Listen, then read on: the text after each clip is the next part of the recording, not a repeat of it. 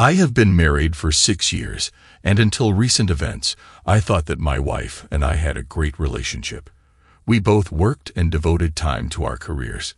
We had a good income for two, which allowed us to live practically without denying ourselves anything. But my rosy life ended when I accidentally got into my faithful wife's laptop and found out what I would never have known. I feel guilty for what happened.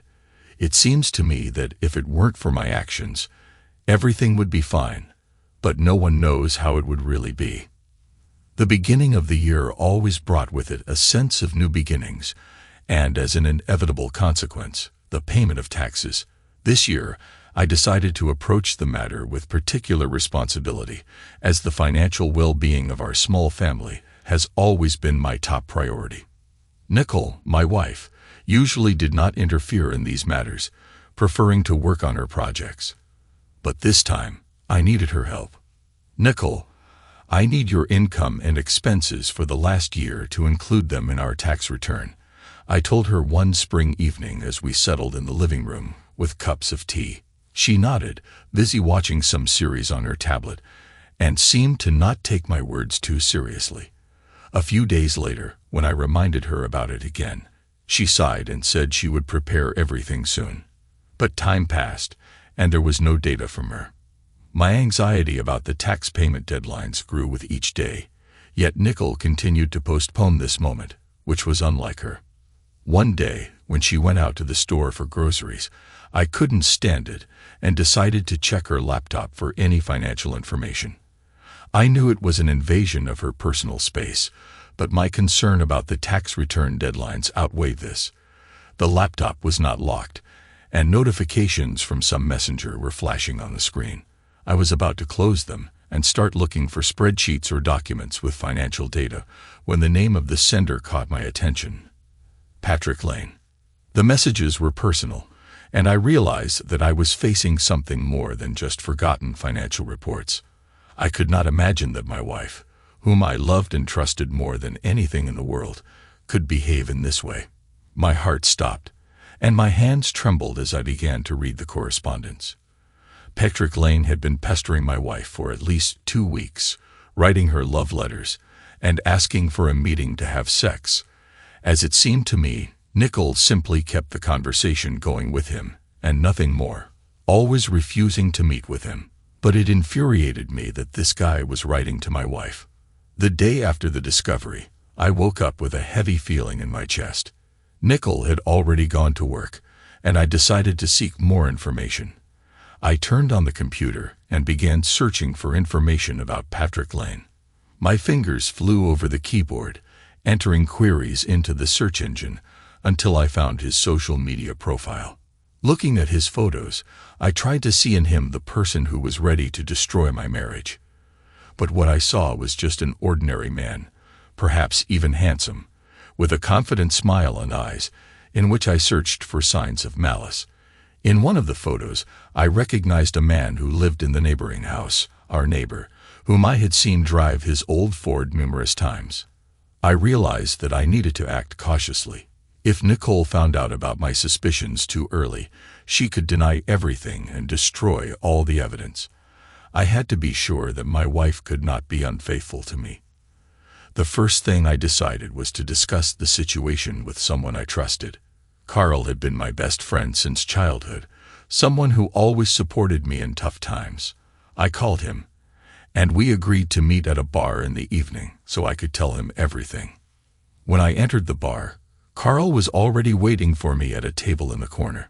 His face showed concern, indicating he felt the weight of my mood. "What happened, buddy?" he said as I sat down opposite him. I sighed and began to tell my story. The words poured out of me about Nicole's correspondence with Patrick. Carl listened attentively, nodding in understanding and occasionally asking clarifying questions. When I finished, he was silent for a few minutes, staring into his glass. Then he looked up at me and said, "We'll find a way out. You're not alone in this." We discussed possible courses of action, from confronting Nicole directly to dealing with the neighbor who had crossed the line. But one thing was clear. I couldn't just sit back because my marriage was directly threatened. There was no actual infidelity yet, but I feared it might happen soon if this neighbor didn't calm down and stay away from my wife. Though I was confident in Nicole, something still kept me restless. Carl promised to support me, regardless of my decision. But before taking the next step, I needed to think everything through carefully. The following day, I embarked on an investigation. Using social media and some online resources, I gathered information about Patrick. He worked in the marketing department of some company. At first glance, nothing special. A middle-aged man passionate about sports and traveling. It was obvious from him that he was the kind of man who enjoyed the attention of women and made no effort to hide it. I decided to create a fake female social media profile. I first liked his photo, and within just 10 minutes he messaged me first. "Hi, want to get acquainted?" And from there, it began. I communicated with him under the guise of a woman, and he readily believed me. To make it more convincing, the next day while I was at work, I asked a young intern to record a voice message for Patrick saying, "I miss you already, kitty." After a few days of communication, Patrick, as I had suspected, became more open. He shared his thoughts, future plans, and he asked for some intimate photos. However, I quickly dodged the situation by writing, "Oh, we hardly know each other. How about we meet in person? What do you think?" "Damn, I like that idea. Let's meet in a couple of days at some luxurious motel. I'll let you know the exact date, okay?" I proposed from the fake profile, and was in a quandary because I could now confront Patrick. But what about my wife? Technically, she hadn't cheated on me. But what if I hadn't discovered the correspondence? I needed a better plan. I wanted to be sure whether my wife could cheat on me. All this time I was checking my wife's laptop. Patrick continued writing to her, though not as persistently. He apparently got distracted by me under the guise of a woman and lost interest in Nicole. Then a crazy yet seemingly sensible idea came to me. I wrote to Patrick from the fake profile, "Baby, do you remember our upcoming meeting? I was wondering if you have a girlfriend. I've been wanting to try something new for a long time." Patrick saw the message and didn't write anything for about 5 minutes. He was evidently shocked. "I don't know. I have one, but I'm not sure if she'd agree." He wrote, and I hoped he was referring to Nicole. I asked him to find out from her, and he wrote that he would try. About 20 minutes later, I saw my wife pause her movie watching and open her laptop. We were sitting in the living room, and I realized that she was probably communicating with Patrick. I looked at her and believed that she wouldn't make a foolish mistake. At the same time, I felt terrible about what I was doing. This cat and mouse game, secrecy and deceit were so far from the person I considered myself to be. 10 minutes later, Nicole put away her laptop and continued watching the movie, but Patrick never wrote to me. I thought my wife had rebuffed him, and we went to bed. The next morning, I checked my fake account and saw one notification from Patrick. Opening the message, I was shocked. She agreed and is interested in when the meeting will take place. Oh, that's great news. What's her name? I tried to find out the names because I couldn't believe my wife would agree to such a thing. Nicole, she's my neighbor, a nice girl. So when is it convenient for you to meet? And my worst fears came true. Nicole agreed to meet at a hotel with our neighbor and the unknown girl, who I was pretending to be. How foolish. Knowing Nicole had the day off tomorrow, I wrote to Patrick that we could meet at the motel at 5 o'clock in the evening and sent him the address. He said he would check with Nicole, and 10 minutes later I got a positive response that everything was on. Damn. I called Carl and shared the latest news. He was just as shocked as I was. He suggested catching them red-handed the next day, and I agreed. We decided to meet in the morning and wait for the evening while I would tell Nicole that I would be at work. But what intrigued me most was how Nicole would justify her trip tomorrow. Nicole came home at her usual time and started complaining about her job. Imagine, I have to go to work again tomorrow because Lori got sick. I really wanted to rest tomorrow. Oh, how unexpected. So you'll be at work all day tomorrow? Yeah, maybe even later than usual. Listening to her, I realized she was lying to me. It's a shame, of course, but I'll also be a bit late tomorrow, so no worries. Nicole had made up an alibi, which meant she was definitely going to the motel meeting, and this infuriated me. Now I understood that I had to punish not only Patrick, but also Nicole. After much contemplation and preparation, X day had arrived. That morning I felt odd.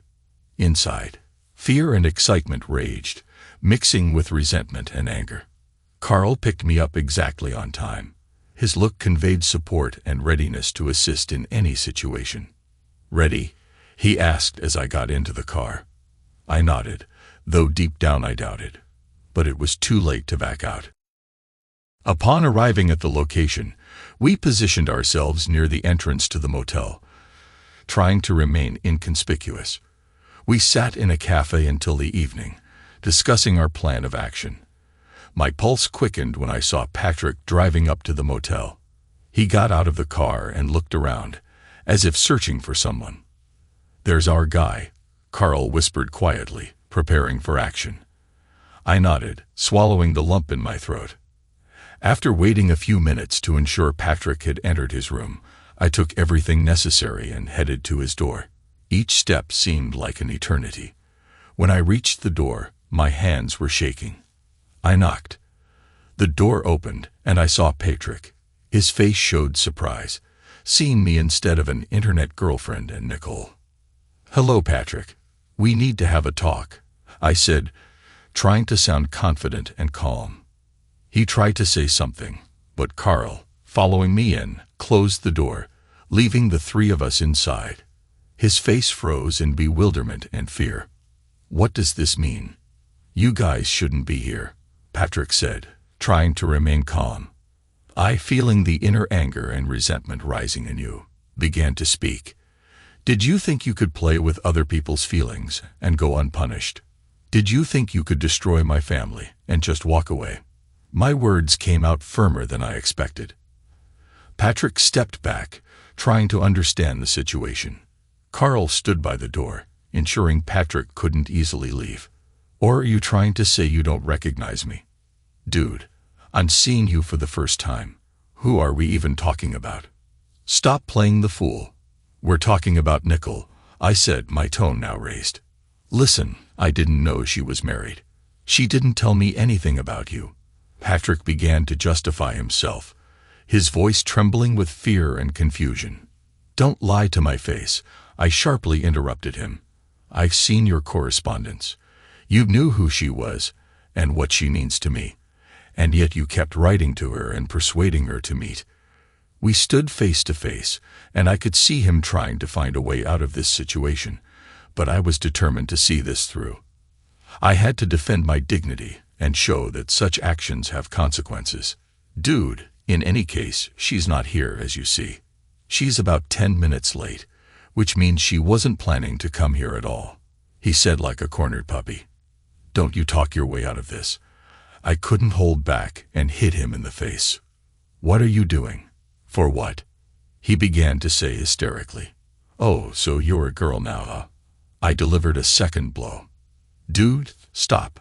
I'm seriously not guilty of anything," Patrick pleaded. "Seriously, writing to married women and offering them sex is not a big deal," I said, and Patrick received a third blow.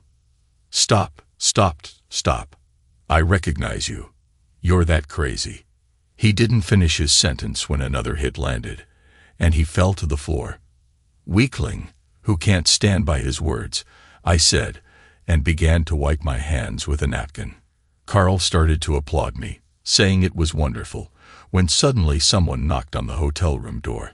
I opened the door and saw Nicole standing there, in makeup and a short skirt. "What are you doing here?" "No, darling. Better explain what you are doing here." It was clear she was in slight confusion. She walked inside and saw Patrick lying on the floor, who had suffered from my hands. She didn't say a word and began to cry. I was trying to understand why she was crying, whether it was because she was caught off guard or because she didn't get a call to sleep with another man. Patrick woke up and immediately ran out of the room, exclaiming, "Crazy," leaving me unsure of what to do. I hugged Nicole and realized I still loved her, but I couldn't shake off the thought that she was ready to betray me. I decided we needed to go home and talk it over. I thanked Carl for his help, and Nicole and I headed home. We had a difficult conversation where Nicole shared everything that happened. Patrick had started messaging her, and at first she rejected him, enjoying the attention and being unavailable to him. However, at some point, Patrick distanced himself and stopped messaging her, which upset her. After a while, he messaged her again, suggesting they meet, and she couldn't refuse and fell for the deception. Listening to all this, I was at a loss. I tried to understand Nicole, but it was hard, almost impossible. How could one understand such a thing? I made a decision and tried to forgive her, but everything had fundamentally changed. Days passed, and thoughts of our conversation with Nicole still haunted me. Every word she said, every tear she shed stayed with me like a heavy burden. Despite the pain and disappointment, I felt the need to find a way out of this labyrinth of feelings we had created for ourselves. Several weeks after our talk, we both immersed ourselves in work, trying to avoid long conversations about our future. It was a kind of silent agreement to give each other time and space to reflect. But as more time passed, it became clear that we couldn't continue living this way. One evening, as Nicole was asleep, I sat in the living room, flipping through old photos. Each smile, every happy moment captured in these pictures reminded me of how much we had gone through together. But now, looking at these photos, I realized I couldn't go back to the way things were. Too much had changed. The next day, I decided it was time to act. After work, I stopped at the park where Nicole and I used to walk at the beginning of our relationship. Sitting on a bench and watching the golden sunset, I realized that my mind had already made the decision I had been dreading. It was necessary to talk to Nicole openly and honestly, like never before. When I returned home, Nicole was waiting for me with dinner. Seeing her smile, I momentarily forgot about my decision. But then I remembered the weight that had been pressing on my shoulders for so long. "Nicole, we need to talk," I began after we finished dinner. Her smile faded, and she nodded, understanding the seriousness of the moment. I've thought a lot about us, about everything that has happened. And although this is one of the hardest decisions in my life, I feel that it's better for us to file for divorce. My words sounded firm, but inside everything was pounding. Nicole remained silent, taking deep breaths. I knew this day might come. "I just wanted you to know I truly regret my mistakes." Her voice trembled. "I regret it too," I replied. "I regret that we couldn't overcome this together. But I also understand that sometimes it's better to let go so both can move on." The conversation was long and difficult. We discussed the practical aspects of our future separation, but spent most of the time reminiscing about the good moments we had shared together. It felt like a farewell, sad but necessary. It was extremely difficult for me to come to terms with the idea that my wife was ready to commit treason, so my trust in her was gone. She explained her act as a temporary weakness, but agreed with me that this should not happen in a healthy marriage. She admitted that if I had not been in the room that day, she would have cheated on me. It all upset me, but nothing can be changed. When Nicole stood up to go to the bedroom, she turned and looked at me. In her eyes, I saw the same pain I felt. "Thank you for everything," she said quietly. After that night, when Nicole and I decided on the divorce, each day seemed like a trial. We continued living under the same roof, but as strangers, trying not to cross paths in the common areas of the house. It was strange and painful at the same time. To see the person with whom you've shared life for many years and realize that everything that once united you is now just a memory. I began preparing the divorce papers, consulting with a lawyer who helped me understand the legal aspects of the process. Each meeting with him reminded me of the reality of my situation, that I would soon officially be a divorced man. It wasn't easy to accept, despite all the hurt and disappointment I had experienced. Alongside this, I began to reevaluate my life. Dealing with infidelity and the subsequent breakup made me reflect on what truly matters to me and what values are priorities. I spent long evenings in contemplation, sometimes jotting down my thoughts in a notebook that became a sort of diary of my reassessment. One of those evenings, I realized that I didn't want bitterness and disappointment to define my outlook on life. I started looking for ways to rebuild myself, my inner world. Engaging in sports, revisiting a long-forgotten hobby, reading books that had been gathering dust on the shelf. All of this helped me feel better, gave me a sense of moving forward to a new life. I also decided to refresh my social circle, meeting with friends who supported me during the tough times, attending events and volunteering. All of this gave me a sense of belonging to life, helped me not to dwell on my problems. When the day to file for divorce arrived, I felt a strange sense of relief, not because I was happy about the end of our marriage with Nicole, but because I understood that it was a necessary step towards a new chapter in my life. We both deserved a chance at happiness, even if that happiness now appeared to us in different forms. The divorce went smoothly. We both tried to avoid unnecessary emotions, understanding that everything said and experienced could not be changed. At our last meeting, Nicole wished me happiness. I wished her the same. Despite everything, I sincerely wished her only well. Now, with everything behind me, I feel ready to start over. I don't know what tomorrow will bring, but I am sure of one thing. I can face any challenges that life throws at me, and I will find my happiness in whatever form it may come. Patrick, the cause of our unhappiness, turned out to be a coward and could not answer for his actions. I repeatedly went to his house and knocked on his door, but he did not open, and later I learned that he had moved away, which I found amusing. Looking out the window at the sunset, I realized that life goes on, and I am ready to meet it, open to new opportunities, new relationships, and new joys. After all, every end is always the beginning of something new.